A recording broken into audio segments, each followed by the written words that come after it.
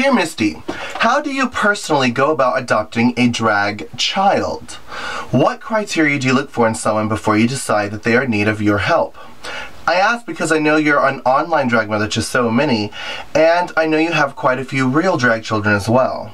Have you ever turned someone down, and why? XO. That's a really good question. Generally speaking, I'm very maternal and motherly to everyone around me.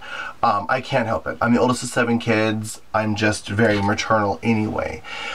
So I end up helping a lot of people. I try to bite my tongue instead of giving too much advice, because some people interpret it as reading. Like, Mama, what if you bobby pinned your hair this way? Or what if you use this color of hairspray? Or what if... I try to phrase it as a question like, what if you tried this instead? Let's see what that does. Instead of saying, girl, your look is rotted. Why don't we try something else? But as far as me actually going out of my way and asking someone to be my drag daughter, I don't know. One of my drag daughters, Rebecca Glasscock, who's been very public about this, and I've been public about it, I don't actually like drag daughters. In the fact that I'm not out there actively looking for them, like, hey, I want to help you. It does take a lot of work, and if you're representing me, I take what you do seriously, because I know that you're representing me. Like, hi, this is my daughter, and she's rotted, and it's my fault. You know what I'm saying? Like, I want you to be the very, very best that you could be. So with Rebecca Glasscock, God, she just turned 21. She was very young, and she came up to me at, I think the bar was definitely called Elements, and it was my porno bingo night. I used to call bingo while people were watching porn, and it was kind of like a, I don't know what it's called, Mystery Science Theater, where I would talk about what's happening on TV, and like, oh my gosh, you know, like kind of joking about what's happening and calling bingo and telling dirty jokes and whatever. Yeah, so she came there and was like, oh my gosh, I would like to be your drag daughter. And I was like, oh, thank you so much. That is so sweet. Ignore, shove, push away. But Mama, when I tell you she came to every single show I did for a month. And back then, well, I am now too, but back then I literally worked every night. In the same bar almost, and then one night in another bar. And... every night. Hi, Misty, I want you to be my drag mother. Hi, Misty, I want you to be my drag mother. Hi, Misty, like, stalking me, for real, for real. So, long story short, I was like, look, I'm not gonna say yes, I'm not gonna say no, but let's hang out. So we actually became friends, and we'd like go to like the water park together and the movies and hang out, and she'd ask me questions and I'd answer all her questions for her. And then finally I was like, wow, she's really hungry and she's really determined. Yes, I'll be a drag mother. And we named her, and from then I started helping her. I taught her how to sew, do her makeup, everything, because I take my job serious. And she then went on to be on RuPaul's Drag Race. So I'm very proud of her. Other drag daughters, I have been asked and said, oh honey, I'm not taking any children on right now. Because again, if you just walk up to me and ask me, I don't know you. I don't know anything about you. And again, I don't want rotted children running around saying, oh, I'm the House of Eyez or whatever. I need to know that you're determined. I need to know that you're dead set on your craft. I need to know that you're going to be the very best that you can be. So one of my drag daughters was performing, and I randomly was like, she had McDonald's eyebrows, as in, like, instead of going over and down, they literally went like this, like straight up and then straight down. And I was like, why do you draw your eyebrows like that? Not reading her, not telling her she looked like a clown, but I was like, why do you draw your eyebrows like that? She's like, well, I don't know how to draw eyebrows.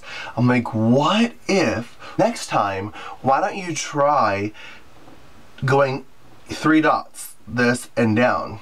You know, goes kind of like a Nike symbol, just goes straight over to your eye like this. And I kind of told her like the ideal eyebrow or whatever. Bitch, I turned around and was doing something. Next thing I know, she wiped off both of her eyebrows, refoundationed, repowdered, recontoured, and was drawing them on the best that she knew how from my explanation. And it really impressed me. Like, oh my God. Like, right before a show, she was dead set on listening to me and proving to me that she was listening. I was like, wow. And that was the first one that I was like, whoa, this girl's serious. And a couple other things like, oh, what if you, instead of doing this with your hair, how do you think about this or whatever? And everything I suggested, she was like, bam, did it. No questions. Like, she hardcore trusted my opinion.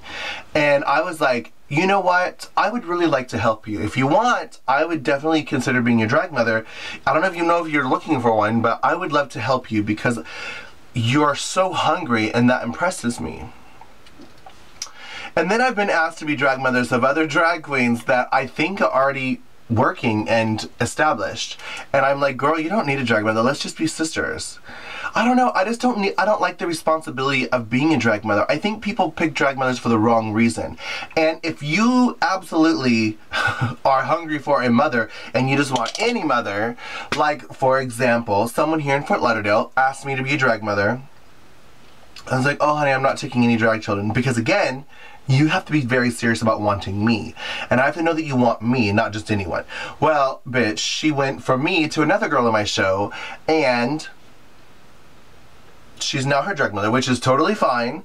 The key is that she has her last name, and she's basically learned nothing from her drag mother. And now she's like hanging out with somebody else and learning everything from somebody else, which is fine, but she has someone else's last name. I'm like, honey, you don't need someone's last name to get a job. You don't need someone's last name to be a known entertainer. You have to be amazing to be a known entertainer.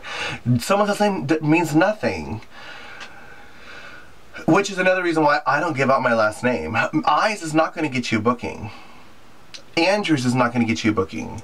Monsoon is not going to get you booking. Needles isn't going to get you booking. You can't have someone else's last name and automatically think, or Thunderfuck or anything. I'm trying to think of famous last names. You can't just be their last name and automatically that you're going to be amazing. A friend of mine just changed her last name after she's well known in Fort Lauderdale and just changed her name completely to be another more famous girl's last name. And I'm like, oh yeah, that's going to get you more bookings. Because you look exactly the same as you did before. So if you weren't getting booked before, it wasn't your name. And now that you have a famous person's last name and you go to work, they're going to expect you to be a representation of that person, which is why, again, I take my job very serious. Some drag mothers, they don't teach their children to be independent. Like, I know a lot of drag mothers, like, every time their daughters do drag, their mother paints their face because they too want their daughter to be amazing. But they're not teaching their daughters to be amazing. Where I'm the opposite. I'll paint your face the first time, maybe, but after that, you're on your own. We will sit together and we will paint, and I will constantly, like Becky and I used to get ready every Sunday, sitting side by side in a big mirror, and I'm like, okay, now do your contour, do your highlight, add your blush.